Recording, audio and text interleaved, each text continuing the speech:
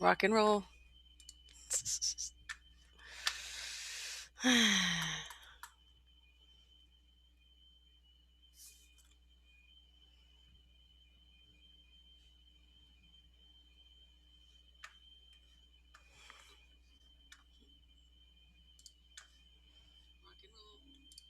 All right, we're going live now. Hi, everyone. Welcome to the GoldFish Report. I am your researcher and host, Louisa. Today is Saturday, June 6, 2020. This is GoldFish Report number 503, and it is week 174 POTUS Report. I hope you have all enjoyed our GoldFish Report 500 series. It's a multi-series report regarding artificial intelligence. We have different professionals and people with an expertise in understanding artificial intelligence join us and provide different perspectives on artificial intelligence, and we will have more. So just look out for part 4, which will also be forthcoming. I'm not sure how many parts it will be. It will be, I guess, as many as is necessary. So let me stop, just hop over here and say hello to everyone in the live chat. And for those who are listening on Ascension Radio, hello to you as well. And thanks for joining us. I just want to welcome everybody. We're going to remind everybody what a crazy week this has been. It has been so crazy that I don't even know what to call this report, to be honest with you. We need to restore sanity to America, and maybe this will help us remember why we're doing this. I'm going to screen share it just so everybody can see. It is a transcript of the Declaration of Independence, but I'm just going to read it for those listening in on the radio station. Congress, July 4th, 1776. Let's remember what we're doing here, folks. When in the course of human events, it becomes necessary for one people to dissolve the political bands which have connected them with another, and to assume among the powers of the earth the separate and equal station to which the laws of nature and of nature's God entitle them, a decent respect to the opinions of mankind requires that they should declare the causes which impel them to the separation. We hold these truths to be self-evident, that all men are created equal. I'll repeat that. All men and women are created equal, that they are endowed by their Creator with certain unalienable rights, that among these are life, liberty, and the pursuit of happiness, that to secure these rights governments are instituted among men, deriving their just powers from the consent of the governed, that whenever any form of government becomes destructive of these ends, it is the right of the people to alter or to abolish it, and to institute new government, laying its foundation on such principles and organizing its powers in such form as to them shall seem most likely to affect their safety and happiness.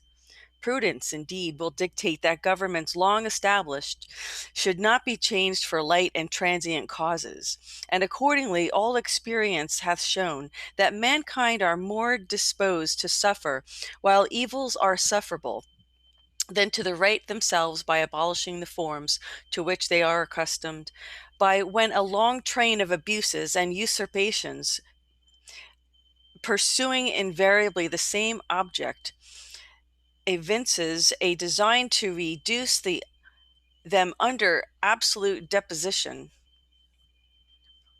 It is their right and their duty to throw off such government and to provide new guards for their future security. Such has been the patient sufferance of these colonies, and such is now the necessity which constrains them to alter their form of system of government. The history the present King of Britain is history of repeated injuries and usurpations, of having in direct object the establishment of an absolute tyranny over these states. To prove this, let facts be submitted to a candid world.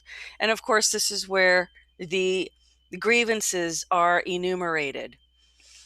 But let's remember, folks, that as it says here, let's not derive these powers. Let's not do this for such light purposes, for such, you know, for light and transient causes. Prudence indeed will dictate that governments long established should not be changed for light and transient causes. And accordingly, all experience has shown that mankind are more disposed to suffer while evils are sufferable than to right themselves by abolishing the forms to which they are accustomed. So what we're talking about here is what we've really seen play out, right? And I think what's happened is a lot of Americans have taken back what's going on.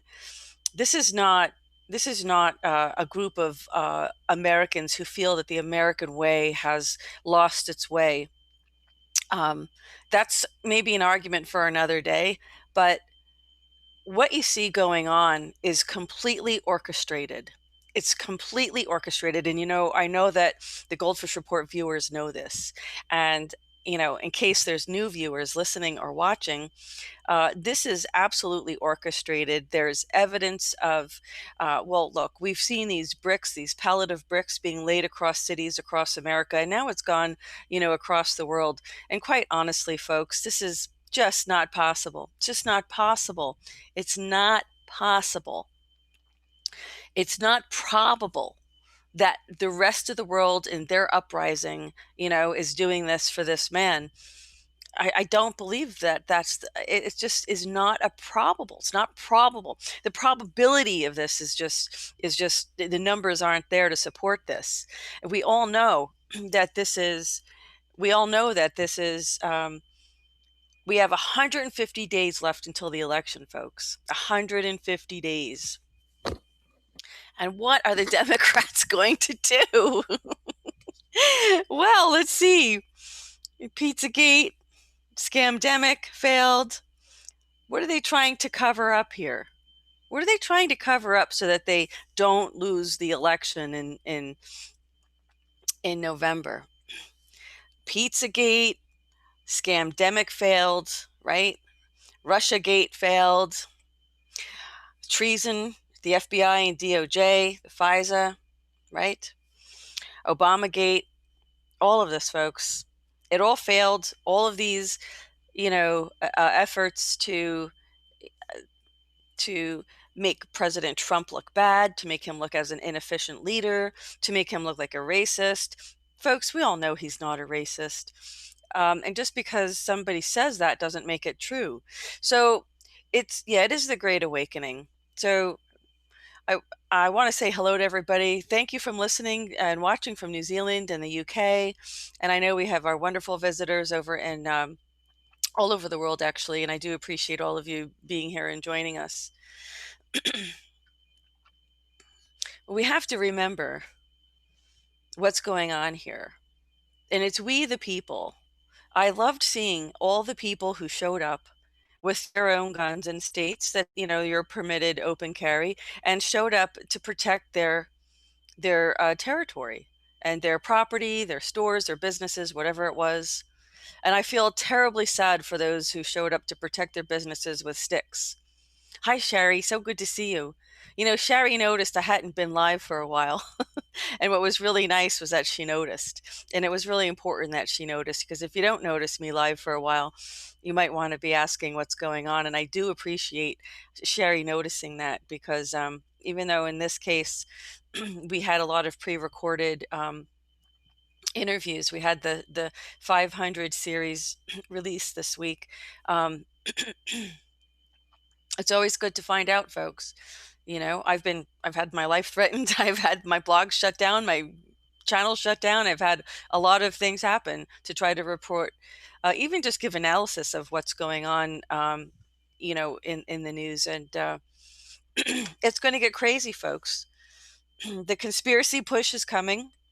The mainstream media, in case you haven't noticed, the mainstream media has lost control of the narrative completely.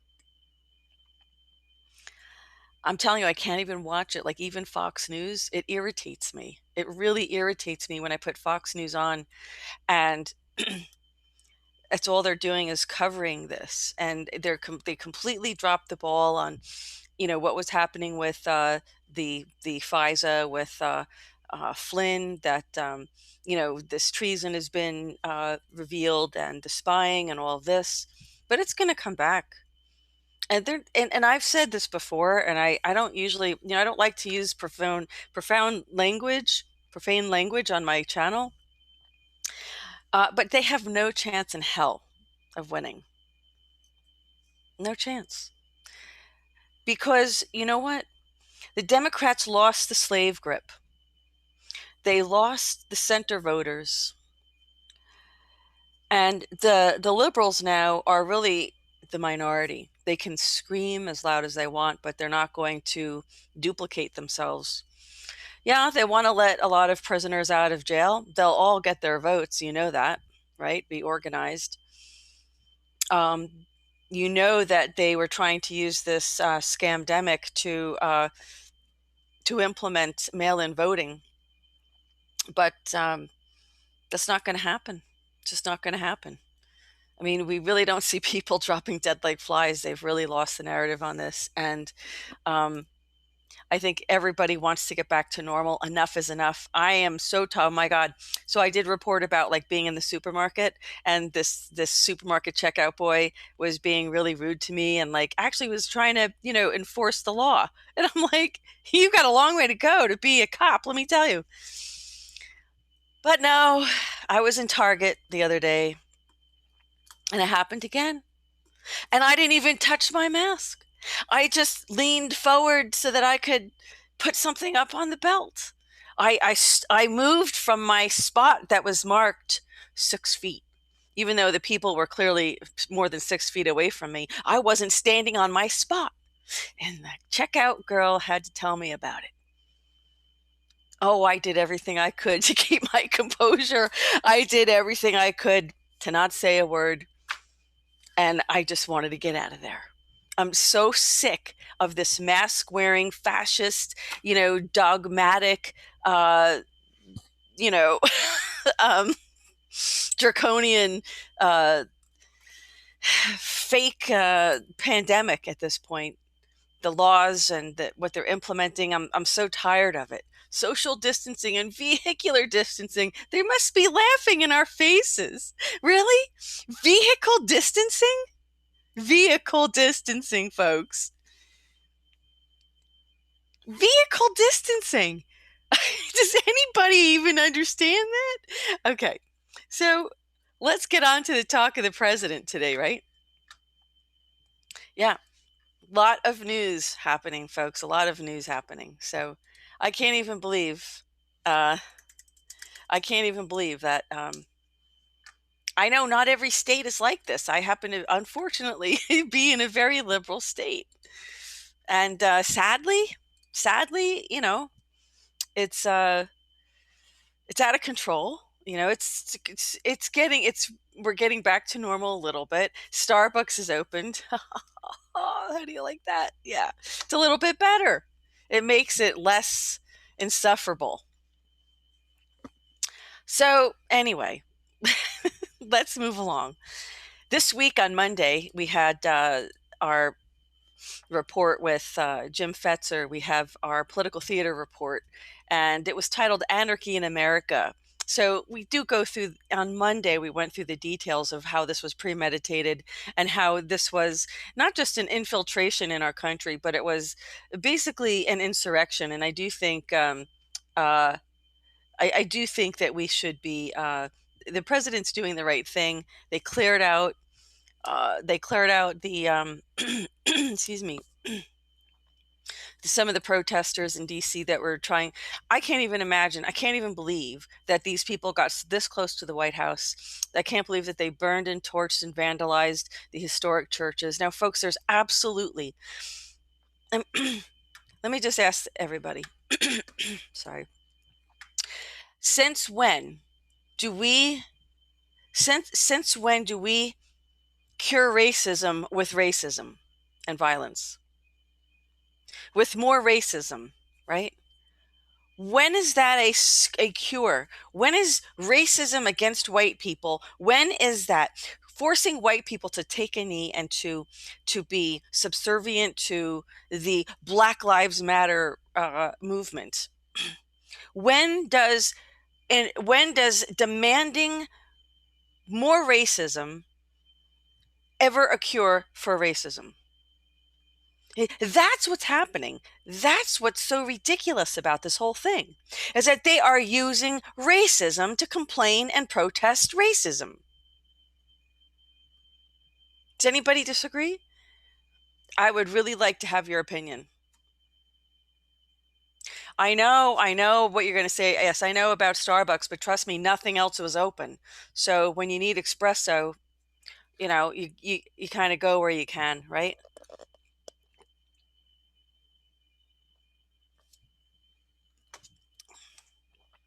Chevrolet? I'm not quite sure what you're saying over there, Captain Raid. But when has racism ever cured racism? Does anybody know? Did that ever work in the past? Was the answer to racism more racism? Yeah, the experiment has failed. Exactly, Ice Water. Now, I'm calling out people who are in our live chat joining us. So if you're listening on Ascension Radio, I do have a live chat on the live stream that I'm doing on YouTube. So I do call out people and comment and say hello and everything. So Chevrolet, yeah, Captain Raid, I really thought you were saying Chevrolet exactly. But I just want to know if anybody ever thought that racism was the solution to racism. I just want to know if anybody in their right mind, any reasonable person out there, thinks that violence is the answer to racism. And let's not forget that this isn't a nationalistic ideology. This is a personal ideology. If somebody's racist, that's their personal, that's their personal free will choice. And they will live by those consequences of those choices too, like everybody else. But when does violence and racism solve racism? I don't know. I'm sorry I have to keep repeating that, because I can't believe that this is what they're proposing. So we know that this whole thing is set up. We know that this is premeditated. We know that this is really an insurrection.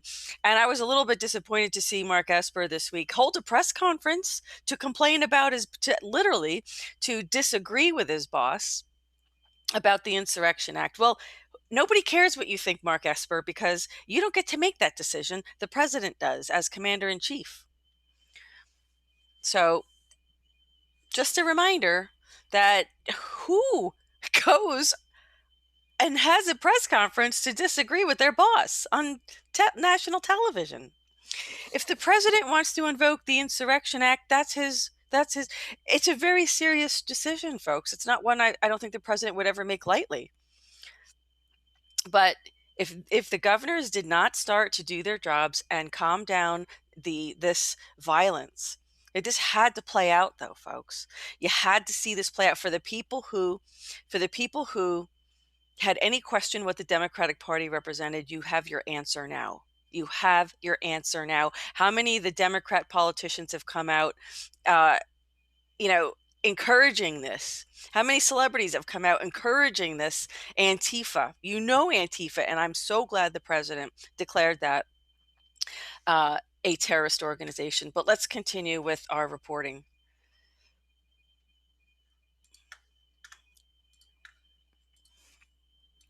As I stated, this is our GoldFish Report number 500, which is a multi-part series. This first part is with reverse speech analyst Tiffany Fontenot, and she talks about what she's been finding in her reversals of world leaders and people of influence regarding artificial intelligence, really regarding this whole transhumanist agenda. And you don't want to miss that, folks. Now, we have photos of the week last week. for the last week of May. You can come here and take a look at them, folks. I'm not going to go through them in detail because they're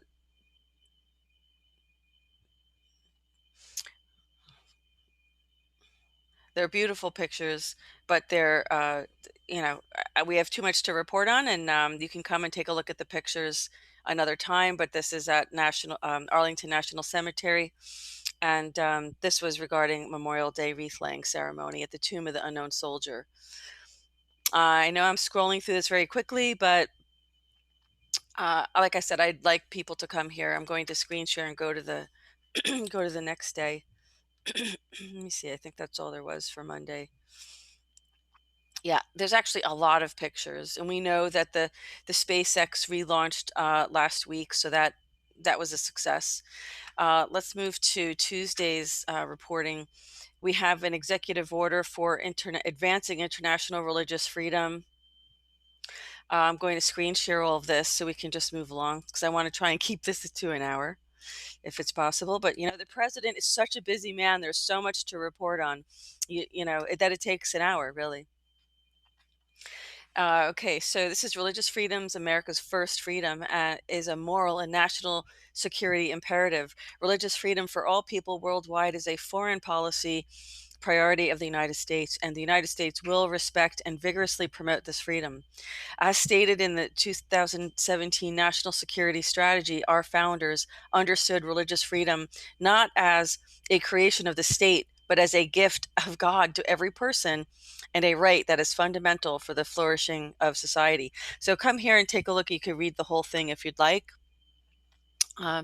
There's more executive orders. So here we have 10 nominations and 1 withdrawal sent to the Senate. So, the president is so busy. This is not going to throw the president off of his ability to govern and his ability to fulfill his presidential duties whatsoever. It's very unfortunate that poor President Trump hasn't had a day of peace, really, hardly had a day of peace as president since he took office. I think he knew pretty quickly that he was being spied on, so sadly, he knew that this was going to be a war from day one, and we're just hoping that at some point, folks, this will come to an end. All of this deep state, Democrat, MSM, Marxist takeover of the country or attempted coup of the country will be settled. It will be met with force, and the people will be tried and for treason, and that will be the end of it.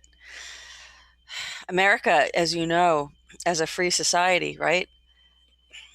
Infiltrating us was so easy because we didn't have enough people loyal to America. We didn't have enough uncorruptible people to keep the republic safe from this infiltration. Sad, but that was our Achilles heel.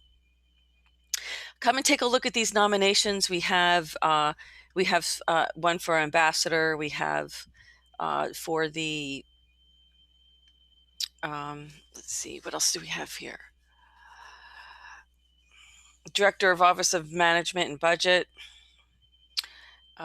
We have another judge for Alabama, so United States District Judge in Alabama. We have another ambassador to Liberia. We have another appointment by the president. Securities and Exchange Commission.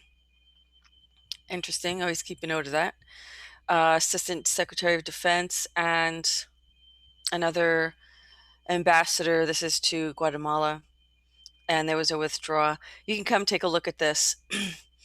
Now, here we have from the West Wing, we have West Wing reads, Trump is right. Antifa are terrorists. They always were. Trump is right. Antifa are terrorists. The term anti-fascist began as a lie. It remains a lie today. Clueless commentators, ignorant of its history, have been known to refer to the Antifa movement as strictly principled anti-fascists, the Washington Examiner writes. The senseless and callous police killing of George Floyd inspired peaceful protests at first, but now it has become an excuse for a troop of professional revolutionaries and mortarers. Do this peacefully, please, so plead Terrence Floyd on Monday at the spot where his brother George died at the hands of police officers in Minneapolis a week ago. If I'm not over here blowing up stuff, messing up my community, what are you all doing? He asked. It's an excellent question for not just the radicals pushing violence, but also for the talking heads rationalizing it. It's very true. I mean, he said his brother wouldn't do things like this. He wouldn't, you know, as I said, you don't solve racism with violence and more racism.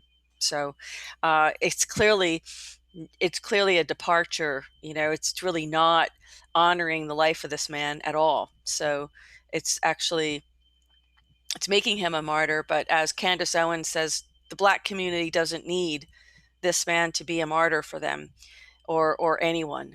So it has been used. And everybody who's involved in this has been used.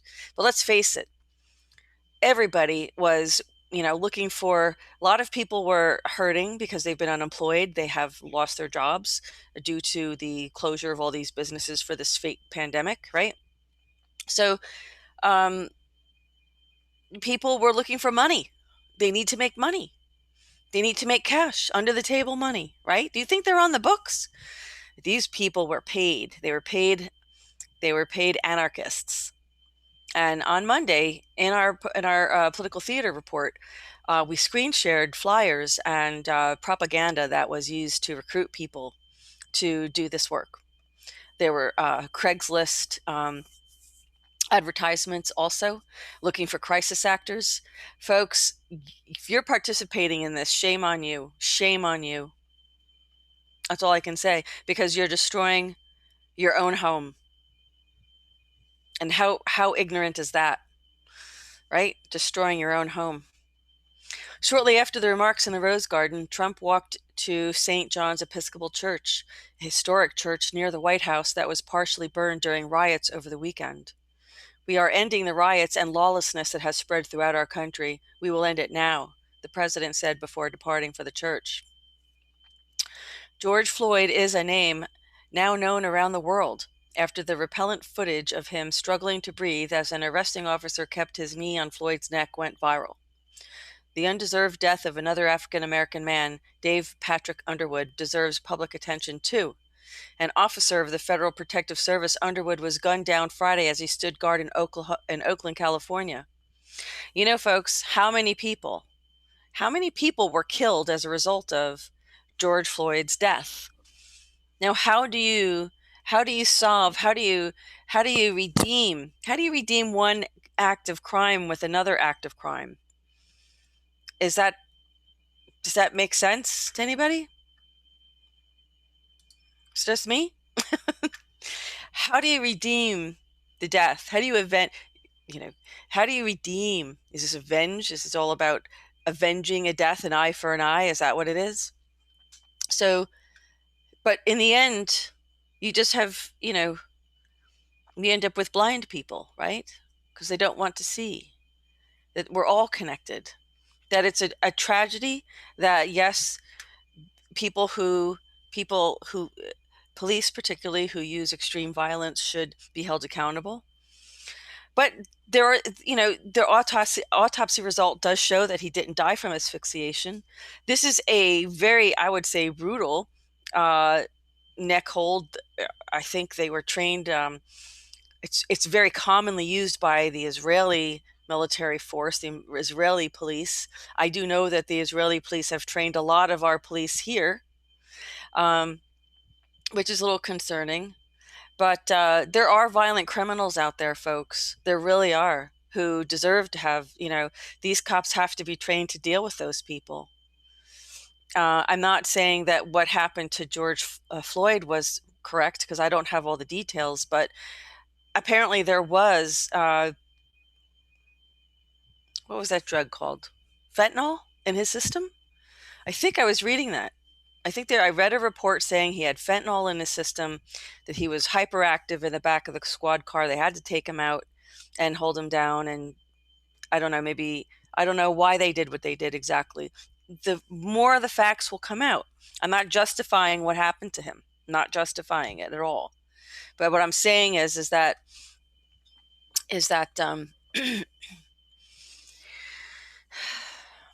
not everybody dies as a result of this method. What happened? We don't have the exact details of it. But he apparently had a lot of strong drugs in his system as well, which wasn't helping him. So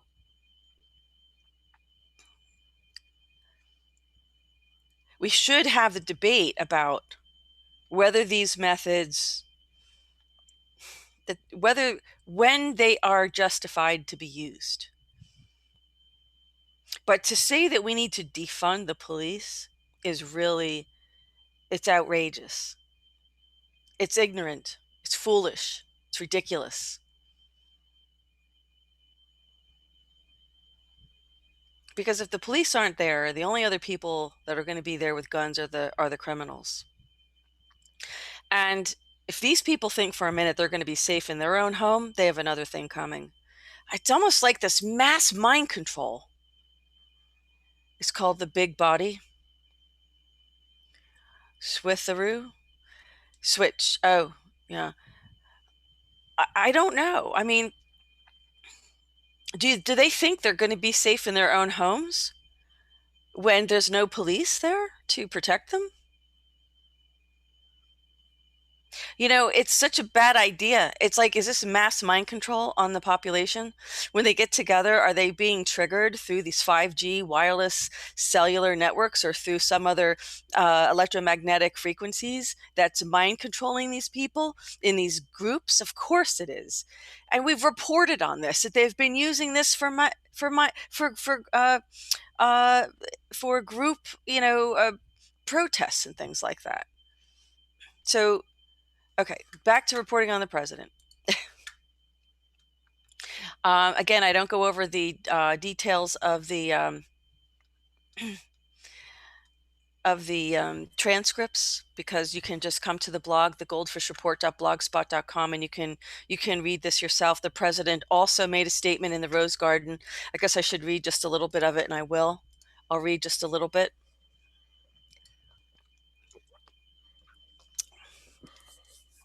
So this is my fellow Americans, my first and highest duty as president is to defend our great country and the American people. I swore an oath to uphold the laws of our nation, and that is exactly what I will do. All Americans were rightly sickened and revolted by the brutal death of George Floyd. My administration is fully committed that, for George and his family, justice will be served. He will not have died in vain, but we cannot allow the righteous cries and peaceful protesters to be drowned out by an angry mob. The biggest victims of the rioting are peace-loving citizens in our poorest communities, and as their president, I will fight to keep them safe, too. I will fight to protect you, and I am your president of law and order and an ally of all peaceful protesters. But in recent days, our nation has been gripped by professional anarchists, violent mobs, arsonists, looters, criminals, rioters, Antifa, and others. A number of state and local governments have failed to take necessary action to safeguard their residents. Innocent people have been savagely beaten, like the young man in Dallas, Texas, who was left dying on the street, or the woman in upstate New York viciously attacked by dangerous thugs.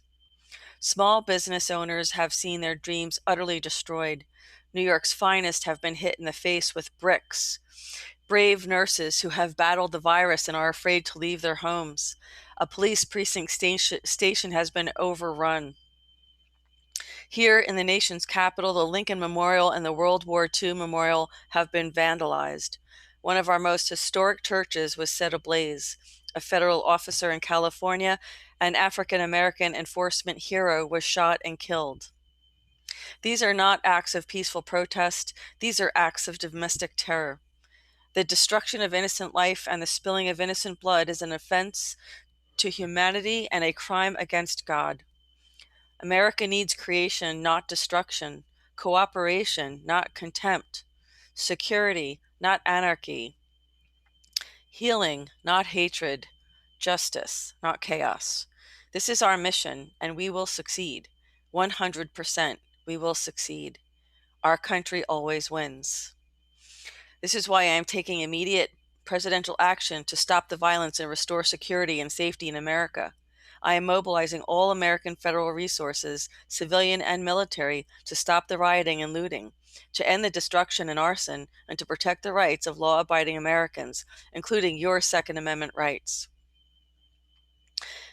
So, I like how the president made sure he included this in his speech, because he's really telling us, prepare yourself, get your guns, and get ready to protect yourself, because that's what it's about. Because if they come knocking on your door, trying to set your home ablaze, you need to do what you have to do to defend yourself. So he's very much in support of our Second Amendment. So therefore, the following measures are going into effect immediately. First, we are ending the riots and lawlessness that has spread throughout our country. We will end it now. Today, I have strongly recommended to every governor to deploy the National Guard in sufficient numbers, that we dominate the streets. Mayors and governors must establish an overwhelming law enforcement presence until the violence has been quelled. You need to arrest all these SOBs. You really do. That's what you have to do. In a city or a state, if a city or state refuses to take action that are necessary to defend the life and property of their residents, then I will deploy the United States military and quickly solve the problem for them. I'm also taking swift and decisive action to protect our great capital. You can come here and take a look at the rest of this, but this sends a very strong message by the president, that especially to the Democrat cities where this is primarily happening, that not only are they are so ensuring a loss in November, it's not even funny. These are Democrat cities who did not deploy the National Guard in time to stop the destruction of the city. And sadly, it had to happen this way in order for people to really see who the Democrat Party has become. They have become Marxists, and they have been infiltrated, and they're trying to overthrow the government. It appears that they're trying to overthrow the government in an attempted coup d'etat. That's what it appears.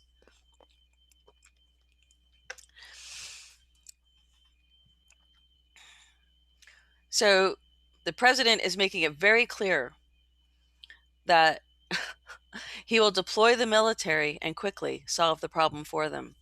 This is huge. And, and I commend the president for this, because if the governor is not going to be there to protect the lives of the citizens, the people who elected him into office, or her into office, then we have to call, not only do we have to change that leadership and get them out of office, but we have to obviously rely on the president and on the federal government. And the only way to do that is to have the military. And, honestly, it is a difficult decision. Nobody wants to see the military in their streets. And I'll be honest, even after Hurricane Sandy, just having the National Guard, block off major, bridges and roads and things like that. It was it was a formidable scene.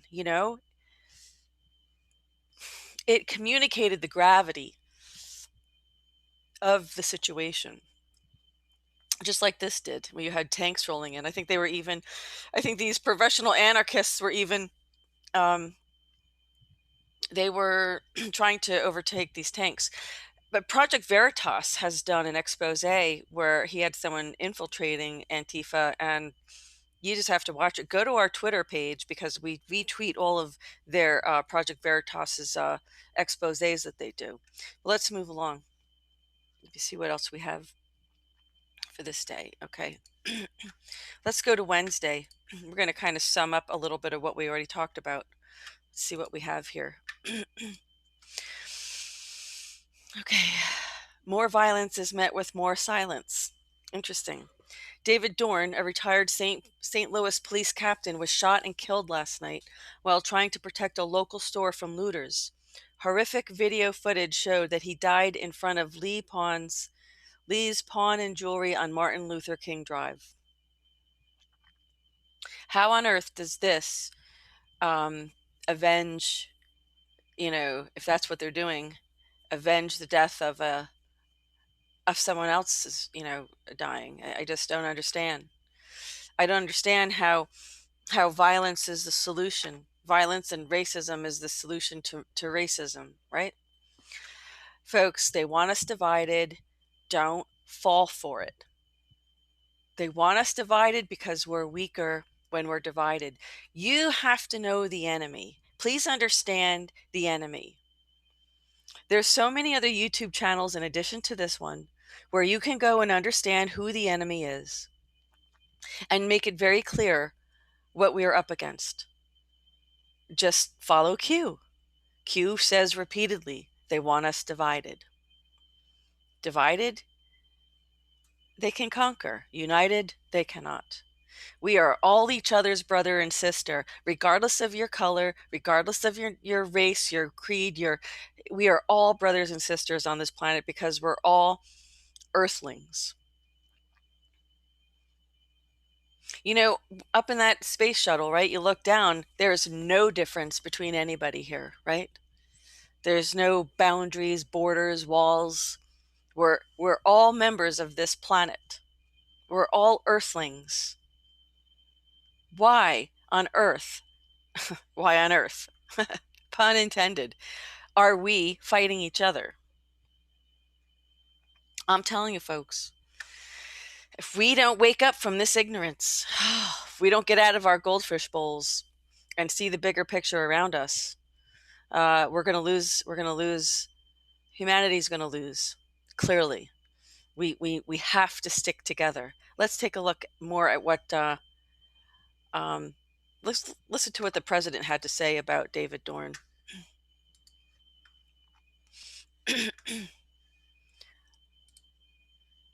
Oh, this is just an image. Actually, this is the police officer, David Dorn.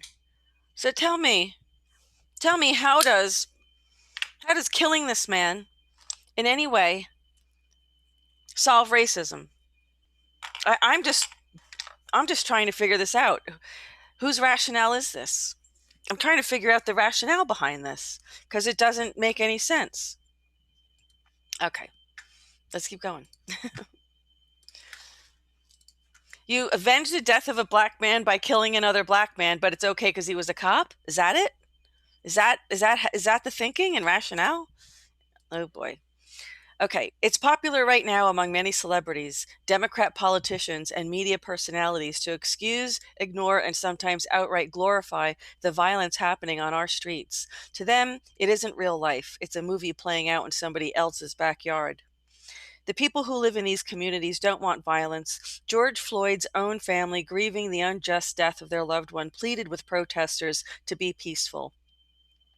Don't tear up your town. All of this is not necessary because if his own family and blood is not doing it, then why are you? And that's a very good question. George Floyd's brother and his family are not destroying the town because, and you can see that these are not protesters. These are anarchists. This is a Marxist insurgency in the United States at an attempted coup d'etat. Okay, so we said that already.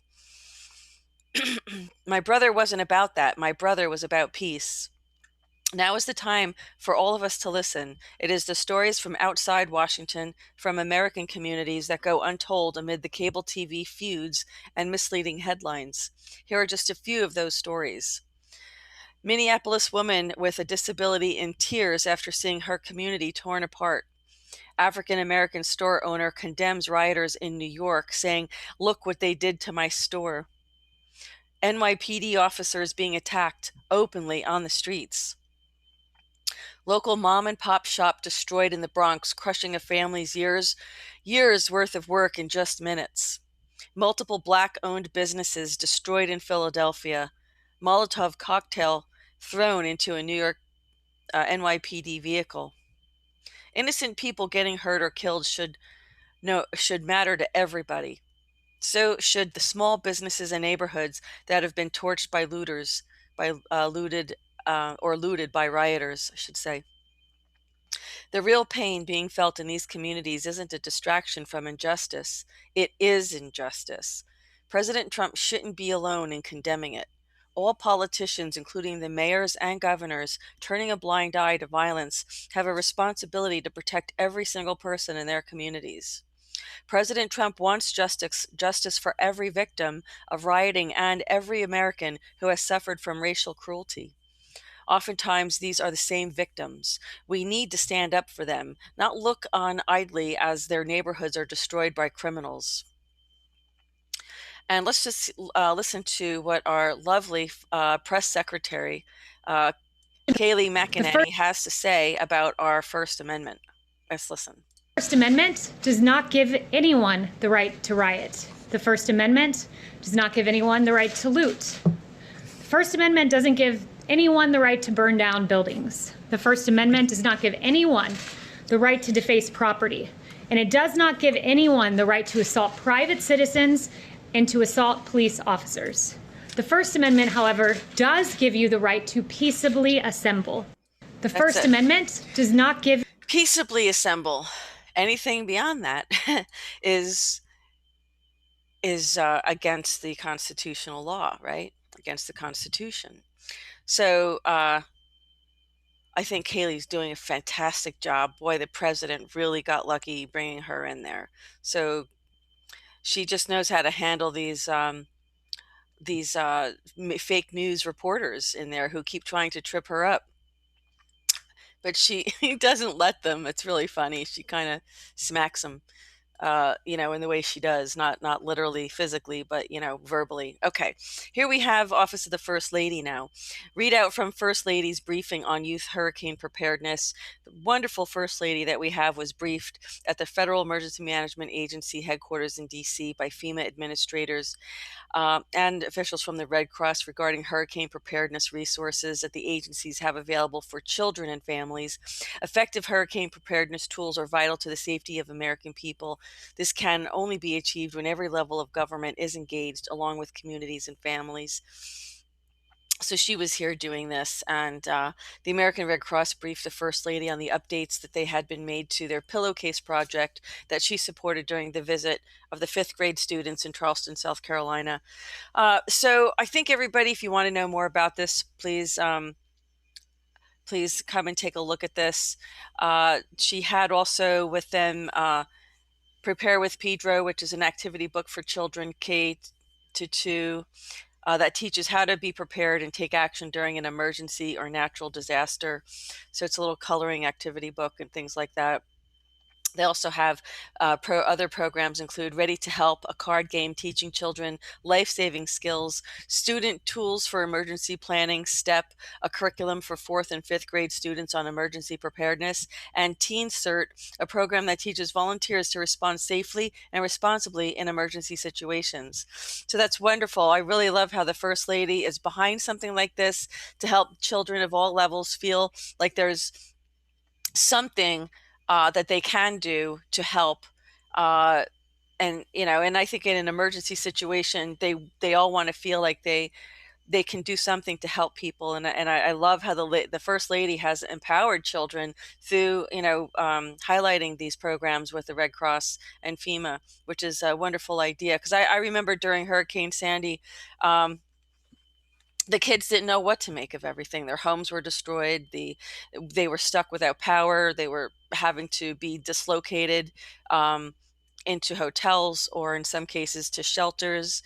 And it was, kids like to have that. They're creatures of habit, like most of us are, but especially children need to have that stability. And they just wanted to go back home. They really did. I remember that. So here we also have a letter from the president's physician indicating that the president's physical exam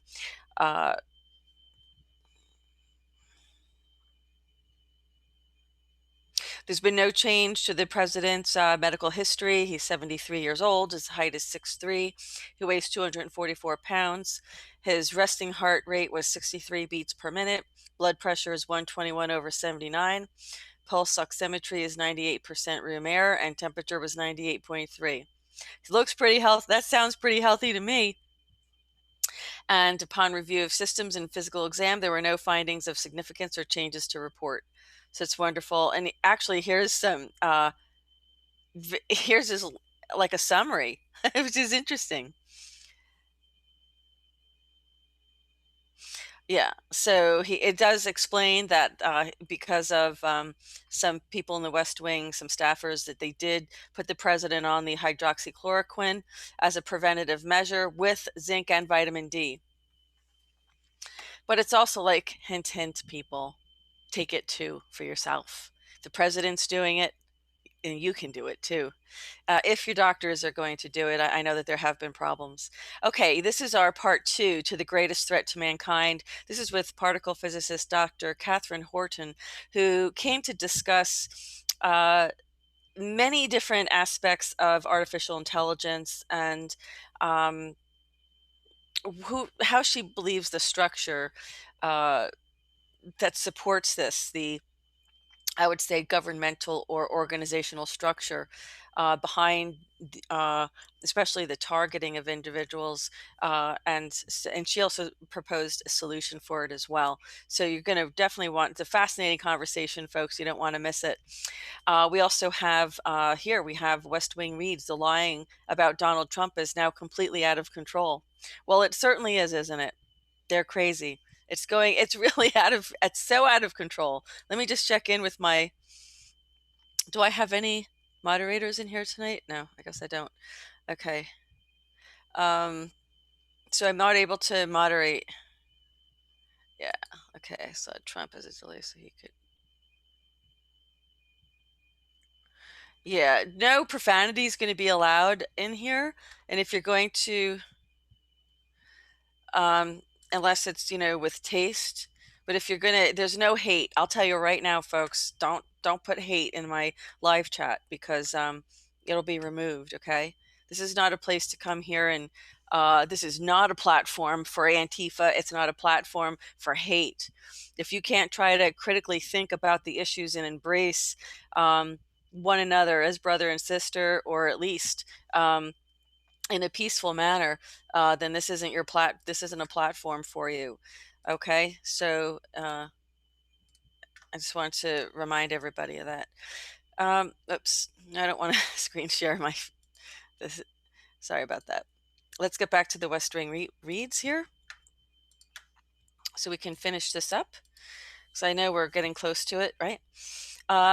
Anti-Trump liberals, Democrats, and the media just have to find something, anything wrong with the president, even if it means making it up. Eddie Scary writes in the New York Post. Examples range from sharing a misleading photograph to flat out ignoring the president's own words to attack things he never said in the first place. It never ends, but these aren't mistakes. This is how the national media are intended to operate in the Trump era. If they can't find something wrong with him, they'll make it up. That's very true. Here we go. Let's see what we have. The president who's reporting this, the Federalist. Media falsely claimed violent riots were peaceful and that tear gas was used against rioters when it wasn't. So you might want to come and click on this blog link here so you can read about this in the Federalist. Okay. In St. Louis, 4 officers were shot but didn't sustain life-threatening injuries. Yet for one retired captain, David Dorn, that was not the case. He was murdered in cold blood trying to protect a local pawn shop. It's an absolute disgrace, and what's more is that the liberal media probably won't cover this story.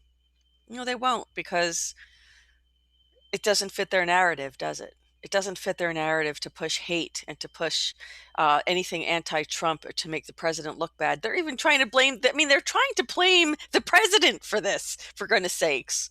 Of course it's the president's fault. This just gets so bizarre and so ridiculous, folks. Certain cities are under siege in America.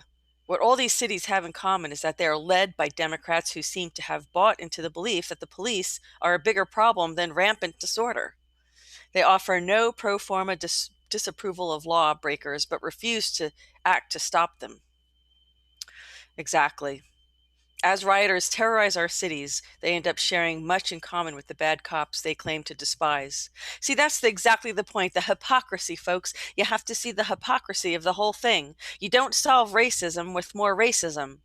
It's it's like you're not gaining any territory. You don't have a moral high ground.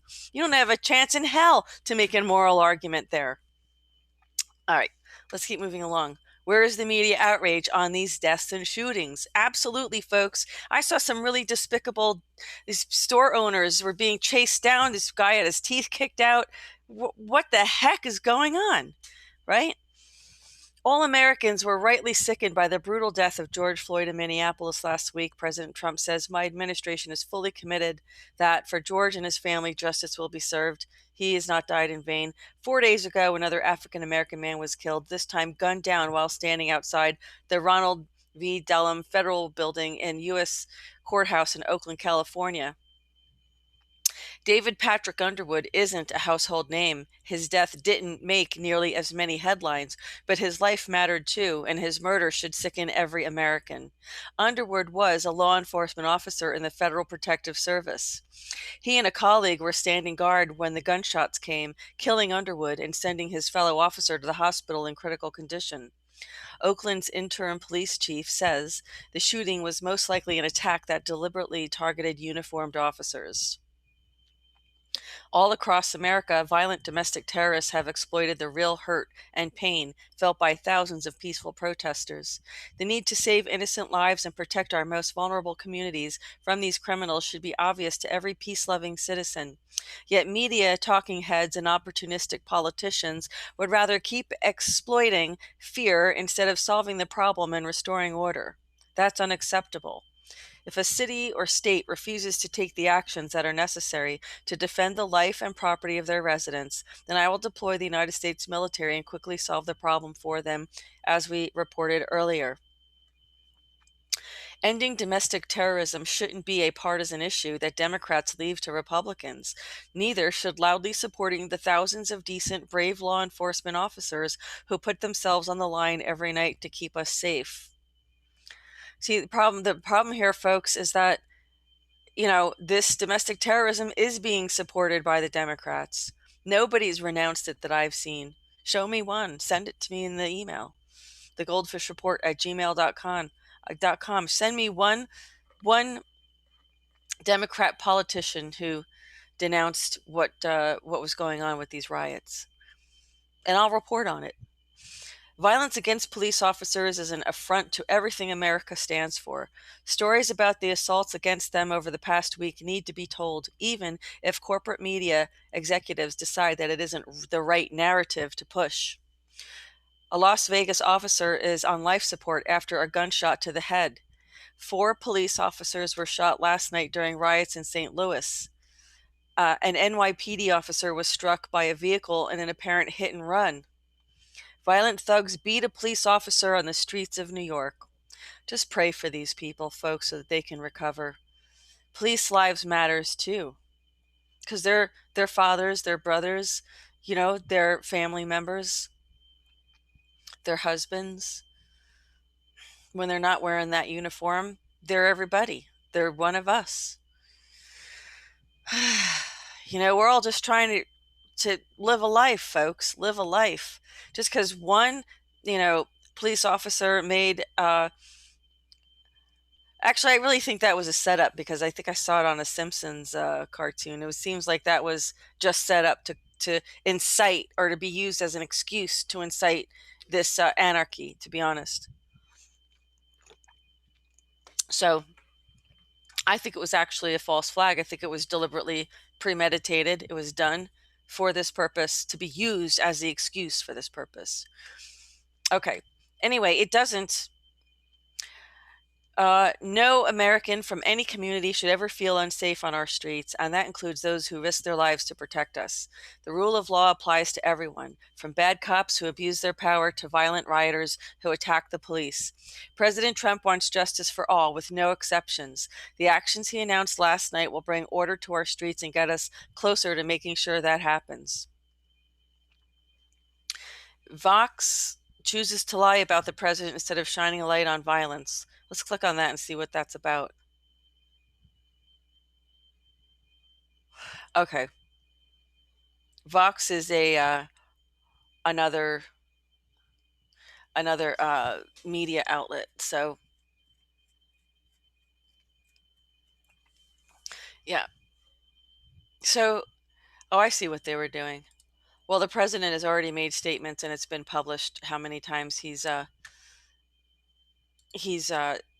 denounced this himself. And of course, at the end of the day, here you have the president and first lady who had gone to the St. John Paul II National Shrine, and they're there praying probably for our country and for, the lives of the people who were lost. But, who knows exactly what they were praying for. I'm sure it was for this country. God help us, right? So we're almost done. Let's see what else the president's been doing here. America is fixing its justice system and ensuring that justice is served. Oh, I hope so. I truly, truly hope so. And we're not talking about merely the police, but the whole judiciary, the whole justice system is broken. There's no question it's the broken branch. And I'm glad to see that this headline, we have to hold him to this. That's what we have to do. That's why we do the POTUS reports. Since the very beginning, Draining the Swamp, we were holding the president's feet to the fire. We were holding him accountable to his promise to drain the swamp. Former NFL player Scott Turner became executive director of President Trump's White House Opportunity and Revitalization Council last year. The council focuses on help for urban and economically distressed communities throughout our country. Turner sat down with Fox News this morning, where he addressed the recent protests, riots, and other current events facing America and its cities. We must stand together in unity as America. That is the message.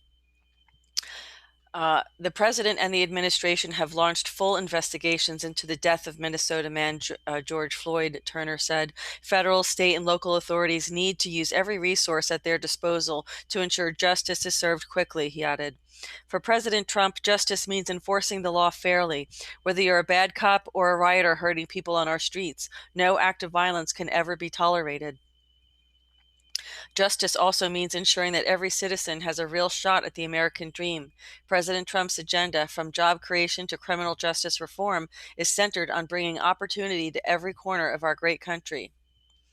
Everybody said it couldn't be done, President Trump said in 2018 before signing the historic First Step Act.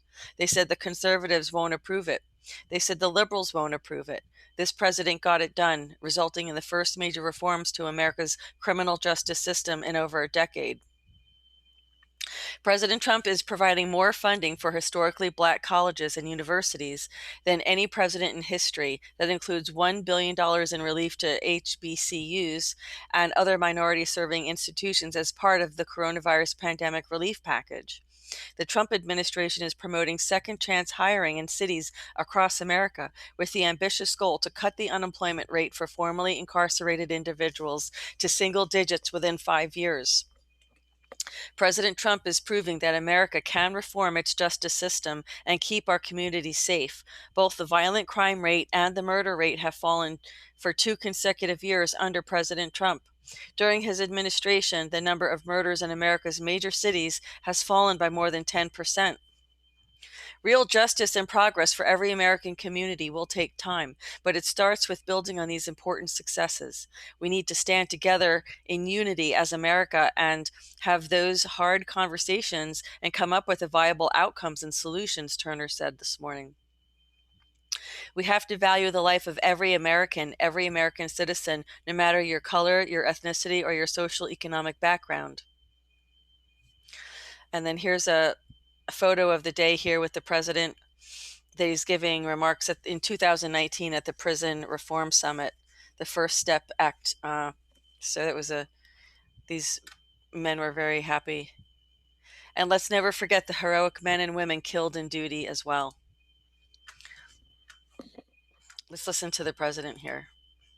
Nation needs law and order because you have a bad group of people out there, and they're using George Floyd, and they're using a lot of other people to try and do some bad things. And what we do, and we have it totally under control, but you have Democrat in many cases, in all cases, Democrat super liberal mayors. I mean, the mayor of Minneapolis was disgraceful when I watched that.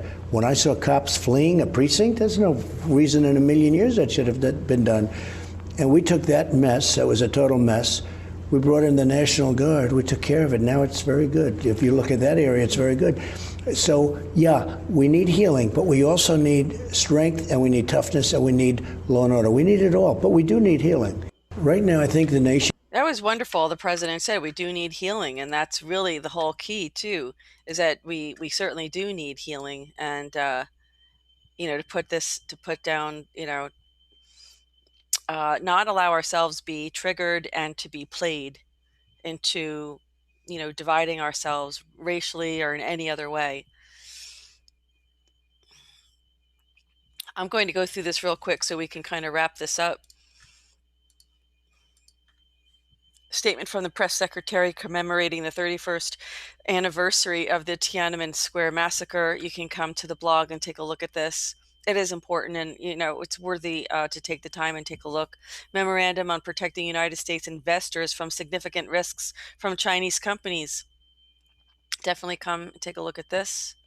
An executive order on accelerating the nation's economic recovery from the COVID-19 emergency by expediting infrastructure investments and other activities. Yes, the president feels that we need to fix our roads and bridges and tunnels.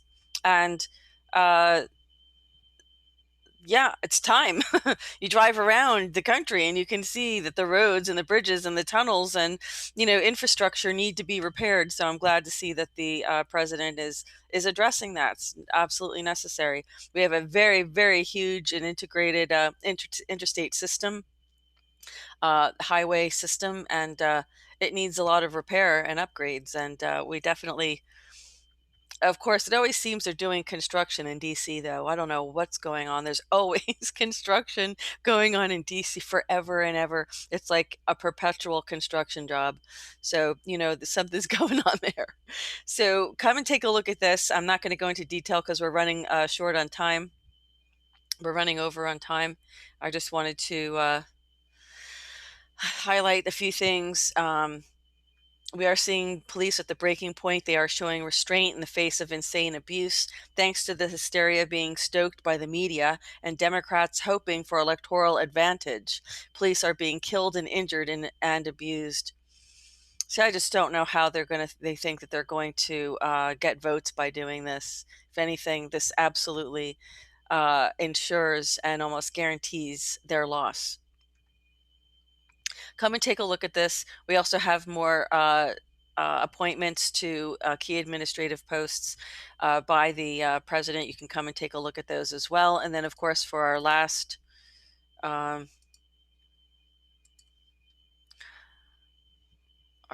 day, we have a roundtable the president participated in supporting America's commercial fishermen. You can come here and take a look at this as well. It's a long transcript, folks, so I'm not going to go over it. It takes way too much time to try to go over that. This will be summarized, though. We'll summarize it. My goodness, it is extremely long. Okay, so here we have the president. This was yesterday. Statement by the president. Today I have signed into law H.R. 77010. The Paycheck Protection Program Flexibility Act of 2020. The act provides greater flexibility to restaurants, hotels, and other small businesses to use federal government loans under the Paycheck Protection Program to pay for payroll, employee benefits, and other expenses while weathering the coronavirus outbreak. Because the act is essential to protecting jobs as the nation begins to reopen the economy, I have signed into law have signed the act into law without delay. What's happening, folks, is the economy is going to bounce back. You saw the reaction to the stock market when the jobs report went up, because as companies open, people get their jobs back, and those who want that now, if they are offered their job back and they don't take it, they lose the unemployment. So in order to make the economy work, everybody's got to get back to work and do something, right? Here you have Great American Comeback. This is exactly what I'm talking about. 2.5 million jobs in May. So this is the Great American Comeback. That's how many there were, 2.5 million jobs. And this is what they're talking about. American workers built the greatest economy on earth. Now, as we safely reopen from coronavirus, we are rebuilding stronger than ever. Experts predicted that America would lose 7.5 million jobs last month. Instead, our country added 2.5 million, 10 million more than expected. So we're starting an incredible growth period. I really hope that does come to fruition.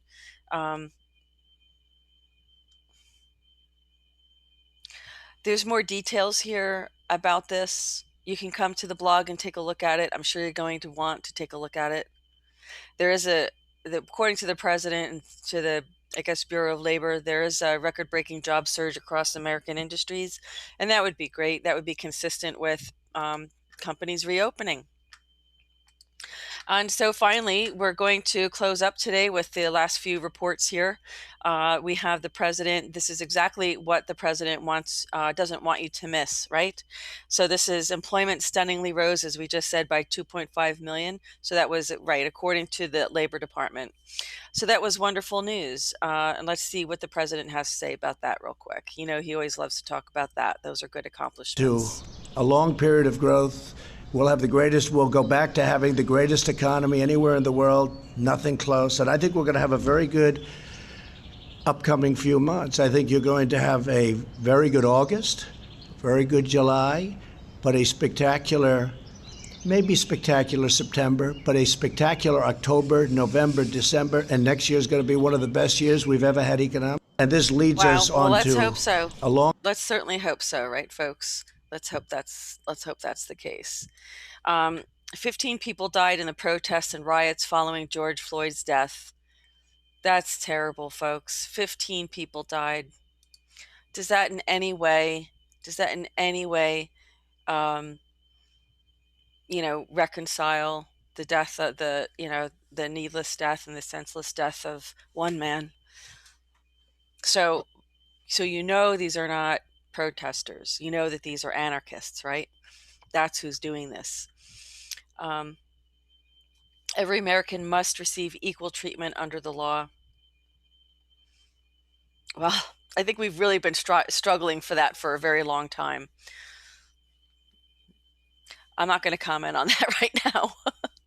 Some have downplayed the looting and violence. Politicians, along with sympathetic members of the national media, lined up to apologize or justify the destruction. Marlo Safi writes, but the violence didn't end with buildings reduced to ashes or broken windows. Lives can't be replaced. The media are lying to you about everything, including the riots. According to the Federalist, in recent days we've heard a steady drumbeat of lies, distortions, and disingenuousness from the mainstream media about almost every aspect of the unrest now gripping American cities. The deceit is almost too pervasive and amorphous to describe. John Daniel Davidson writes, the lying about Donald Trump is completely out of control. That's what they're reporting. And that was the article that I was sharing in the very beginning. You can come to the blog and you can click on this link. So as both of us can attest, historically Black colleges and universities provide a vital path for young African Americans to reach the true highest of their potential. Ken Blackwell and Herman Cain write, the scale and duration of President Trump's commitment to HBCUs is the story of often ignored in the popular press, but it fits neatly within the framework of his governing philosophy. How financial institutions can help America heal. I am all too familiar with the heartbreak and pain that so many in the Black community experience as they see such events play out repeatedly, writes Rodney Hood. President Trump appointed me the first African American to lead a federal banking regulatory agency, the National Credit Union Administration. Since I assumed the chairmanship last year, much of my focus has been on building and reinforcing places that have fallen behind. That's according to the Wall Street Journal reporter. Okay, and of course, yesterday the president ended his day, well, in the middle of his day at least, visiting Maine. He flew to Maine to Puritan Medical Products there, and they were talking about a great job that they were doing there. And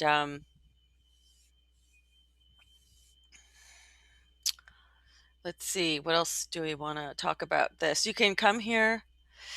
You can come here and take a look at the details if you'd like. But this also, again, is talking about their fishermen. It's also talking about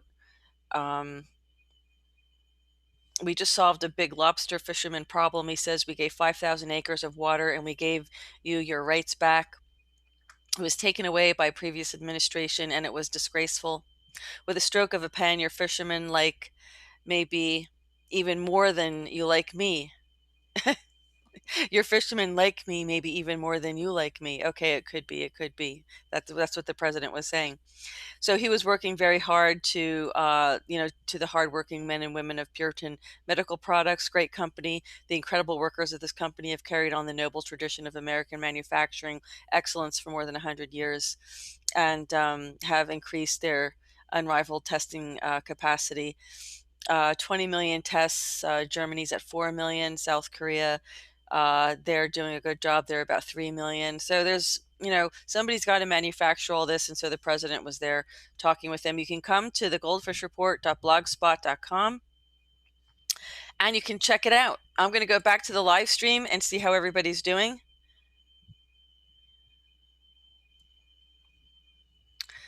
Yeah. See how everyone is doing in the live chat. We're ready to go over to another pre-recorded interview that you might want to catch over on Ascension Radio. It is the latest Dragon update that you want with the Dragon families, members of the Dragon societies that you might want to catch over on Ascension Radio if you'd like. Otherwise, POTUS gave us back some of our land and we were here first and have lost the most.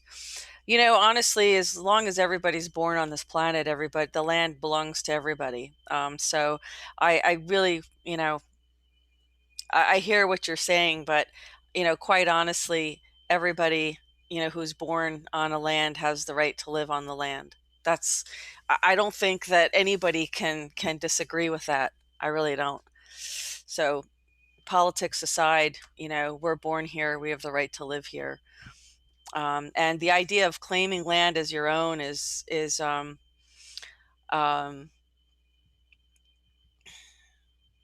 again, like, who made you God?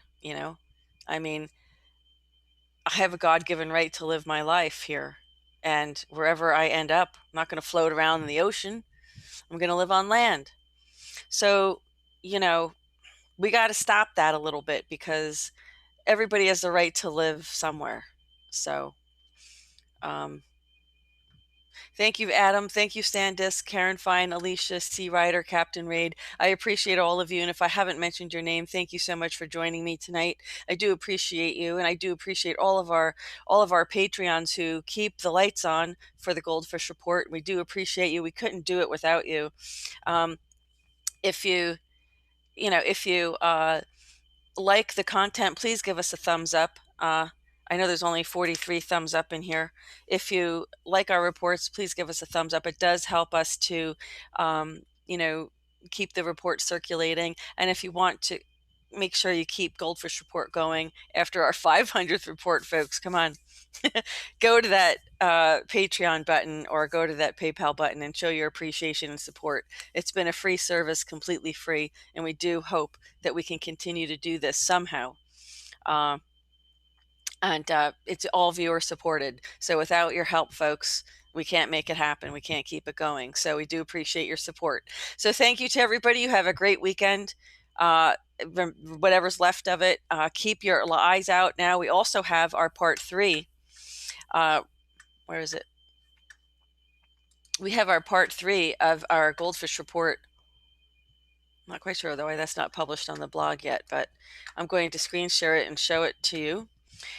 We have our part 3 GoldFish Report number 500.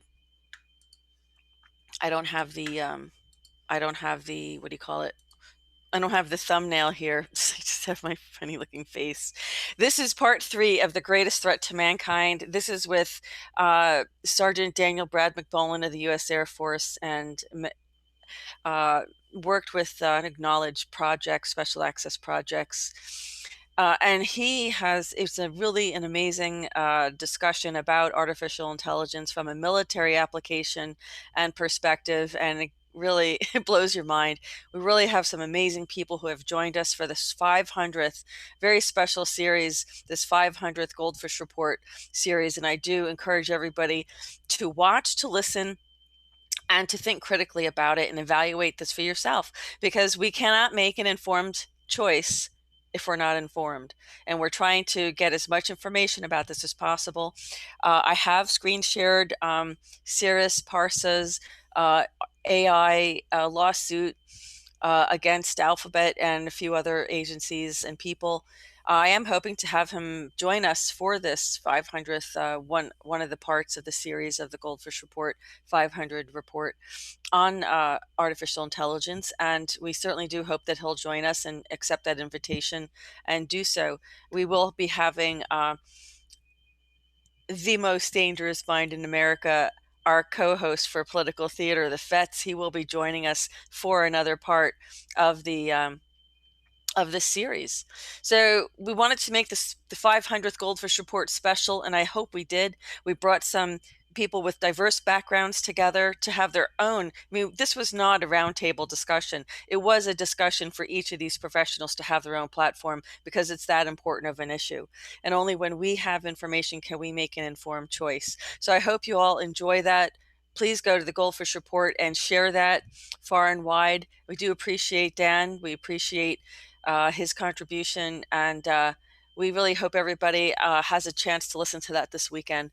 And of course, our other professionals that we had join us: Tiffany Fontenot, reverse speech analyst in part 1, and Dr. Catherine Horton, particle physicist in part 2, regarding her work as well. So folks, have a great weekend. Thank you, Slim. I appreciate your your help. Yes, thumbs up, everybody. If you like this report, please give us a thumbs up and keep it circulating.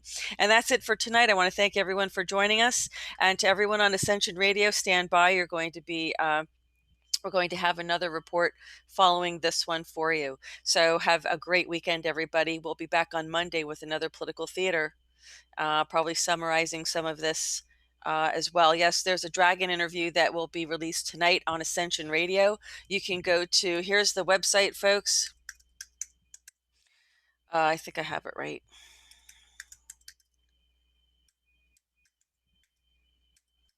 Here it is. Here's the website. You just click on that link right there and go right to Ascension Radio. I believe it's Studio One, where the GoldFish Report will be playing an additional interview tonight. It's a Dragon interview pre-recorded with the Benjamin Fulford and the Red Dragon ambassador, so you can go there and check it out. So thanks, everybody. Have a great weekend. We ran a little bit late today. Sorry about that. Have a great weekend. And this concludes this edition of the GoldFish Report.